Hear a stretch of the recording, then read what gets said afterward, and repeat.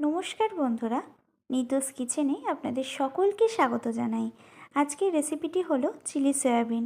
উপকরণে সিদ্ধ করে রাখা সয়াবিনকে জল চিপে নিয়ে তার মধ্যে নুন, লঙ্কা গুঁড়ো, কুচনো লঙ্কা, আদা বাটা, রসুন বাটা ও একটি ডিম ও অ্যারারুট দিয়ে ভালো মতন মেখে রেখে দিয়েছি কিছুক্ষণের জন্য।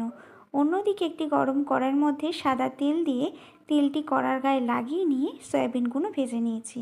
এখানে সাদা তেলটি কড়ার গায়ে এই কারণেই লাগিয়েছি যাতে সয়াবিনগুলো আটকে না যায়। সয়াবিনগুলিকে হালকা ভেজে নিয়ে অন্য একটি পাত্রে তুলে রাখবো।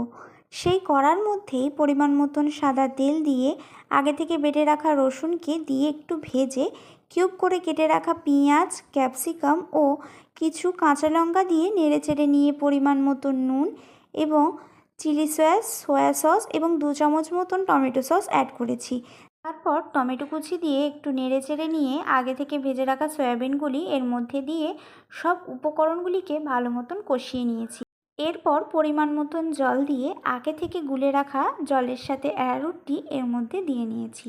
একটু নাড়িয়ে চাড়িয়ে ঢেকে রেখেছি 5 থেকে 6 মিনিটের জন্য। কিছুক্ষণ পর কড়ার ঢাকনিটি খুলে নেড়েচেড়ে নিয়ে স্বাদ মতন চিনি দিলেই তৈরি এই চিলি সয়াবিন। আমার এই রেসিপিটি পছন্দ হলে লাইক, কমেন্ট, শেয়ার, সাবস্ক্রাইব অবশ্যই করুন।